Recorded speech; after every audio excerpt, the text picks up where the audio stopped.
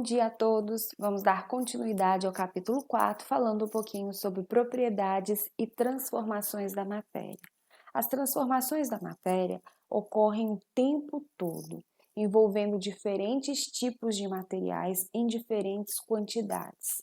Por exemplo, quando algumas substâncias são submetidas ao aquecimento, como o cozimento da carne, cozimento do ovo, das verduras, em relação a objetos que enferrujem, a queima da madeira, o processo de amadurecimento e apodrecimento dos frutos, tudo isso está envolvendo as transformações e são de grande importância para a nossa vida. As transformações da matéria, elas podem ser observadas em todos os lugares, até mesmo em lugares distantes, como nas estrelas, nos planetas. Então, o que é importante observar? É importante observar o estado inicial e o estado final. Por exemplo, nessas imagens aqui, observem esse montinho de ferro, o estado inicial, ocorreu uma transformação e aqui o estado final. Essas transformações, elas podem ser químicas ou físicas. Nós vamos detalhar melhor durante a aula. Nesse exemplo do ferro, houve transformação química. Essa outra foto aqui que eu acho muito bonita, que é uma maçã só contendo a transformação. Então, olha aqui, a diferença, o inicial e o final. Houve também transformação química. Nessa outra foto, a gente tem a água, passando do estado sólido para o estado líquido, para o estado vapor. Também houve transformação da matéria. Nessa figura, a gente tem transformação física. Então, vamos falar um pouquinho o que são as transformações físicas. Nas transformações físicas, não muda a composição da matéria. Então, por exemplo, essa primeira foto aqui era um prato inteiro, caiu, quebrou e dividiu em vários pedaços. Houve transformação, pois o estado inicial é diferente do estado final, mas não houve alteração na sua composição. Houve apenas transformação no seu formato, então é chamado de transformação física. As mudanças de estado de sólido para líquido, de líquido para gasoso e vice-versa, também são transformações físicas. Tínhamos um pão inteiro e esse pão foi fatiado.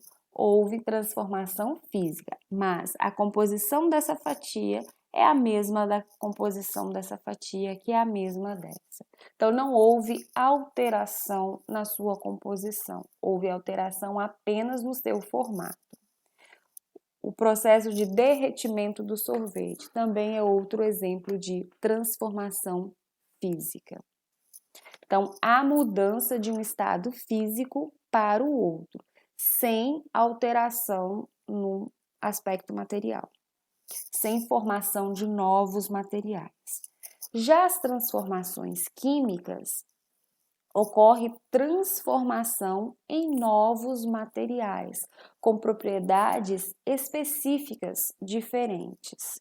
E essas transformações químicas podem ser provocadas por diversos meios, por diferentes meios, como por exemplo, o calor, o cozimento de alimentos, o aquecimento de certas substâncias podem desencadear o surgimento de novas substâncias.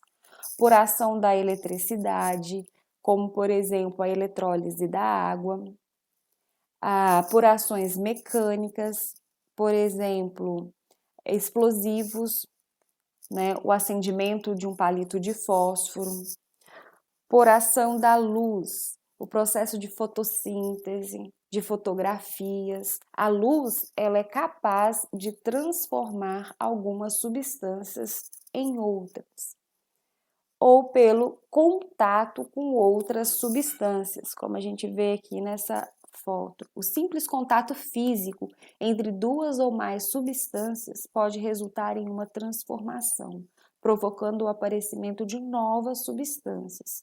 É o que acontece, por exemplo, quando se induz uma pastilha efervescente em um copo de água. Imediatamente a gente observa a liberação de bolhas e diminuição do tamanho dessa partícula. Então, as reações químicas. Como a gente pode observar aqui, ó, a gente tem a molécula de H2, duas moléculas de H2, reagindo com uma molécula de O2 para formar duas moléculas de água. Então, aqui está ocorrendo uma reação química. Tudo que está antes da seta é chamado de reagente. Tudo que está depois da seta é chamado de produto. E essa setinha indica que a reação está ocorrendo. Então, está tendo formação de novos produtos. Vamos falar um pouquinho sobre duas leis, a lei de Lavoisier e a lei de Proust. Então, a lei de Lavoisier, também conhecido como lei da conservação das massas, como o próprio nome já diz, as transformações químicas são realizadas em sistemas fechados. A massa total do produto é igual à soma das massas das substâncias do reagente. Então, aqui no exemplo, a gente tem o magnésio reagindo com oxigênio, formando o óxido de magnésio. Essa reação está ocorrendo em um sistema fechado. Então, o que a lei de Lavoisier diz? Que a quantidade desse produto é igual à quantidade da soma desses reagentes.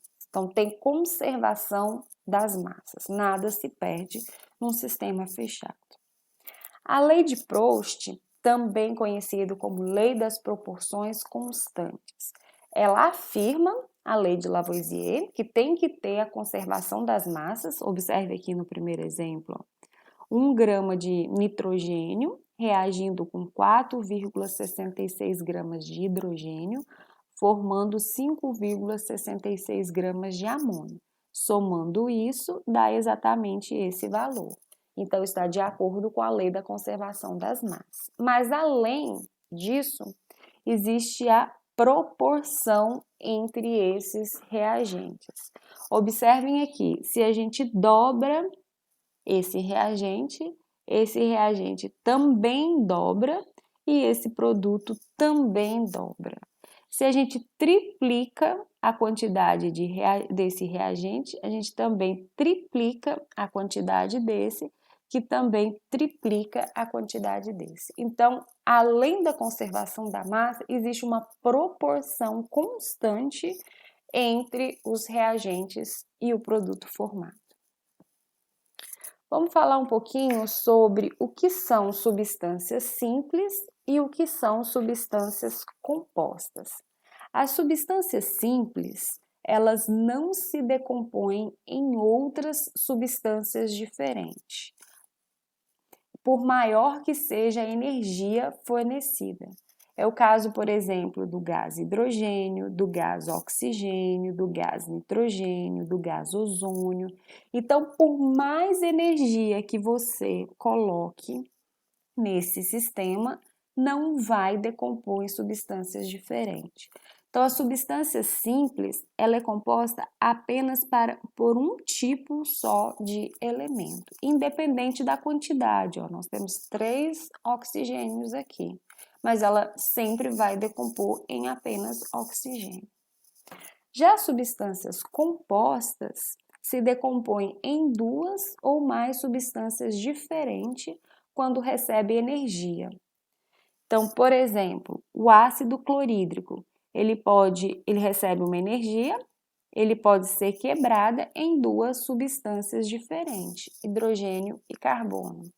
E quando a energia fornecida para decompor essa substância é a térmica, essa decomposição é chamada de pirólise. Quando essa energia fornecida for uma corrente elétrica, essa reação é chamada de eletrólise. E quando for a luz, é chamado de fotólise. Então, com isso, a gente finaliza o capítulo 4. Um abraço a todos.